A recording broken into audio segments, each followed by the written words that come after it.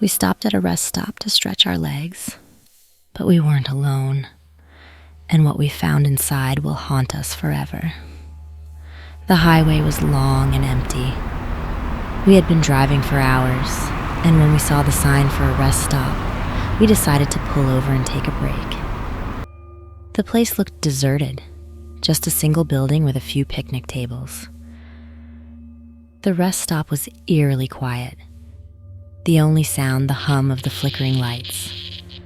The building was old and run down, the windows dirty, the door hanging slightly ajar.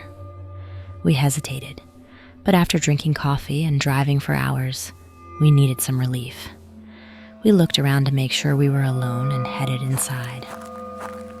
The interior was worse than the outside. The air was thick with the smell of mold and decay. The walls covered in stains, the floor sticky with something we didn't want to identify. The lights flickered, casting eerie shadows on the walls, and the silence was oppressive, almost suffocating. We were about to leave when we heard it, a soft, muffled sound coming from one of the stalls in the bathroom.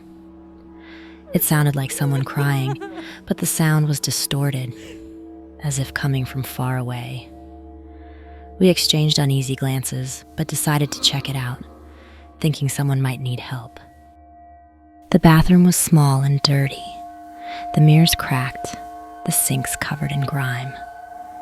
The sound grew louder as we approached the stall, a pitiful wet sobbing that sent chills down our spines. We knocked on the door, asking if everything was okay, but there was no response, just the continued sobbing.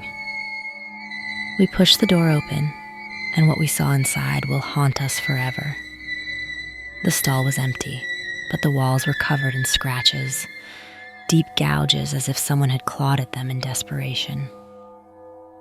The sobbing grew louder, more frantic, but there was no one there. The sound seemed to be coming from the walls themselves, the very air around us filled with the echoes of pain and terror. We tried to leave, but the door slammed shut behind us, the lights flickering violently. The sobbing turned into screams, desperate, agonized screams that filled the entire building. We could see shadows moving in the corners of the room, figures that weren't human, their forms twisted and distorted. The walls began to close in around us, the air growing colder, the screams louder. We tried to escape, but the door wouldn't budge, as if it had been locked from the outside. The figures grew closer, their eyes glowing in the darkness, their whispers filling our minds with terror. We managed to break the door down and ran to the car, not looking back, the screams still echoing in our ears. We sped away, but the rest stop still haunts us. The building is still there, a forgotten relic on the side of the highway, waiting for its next visitors. And the screams, they're still there too, trapped inside the walls, waiting for someone to hear them.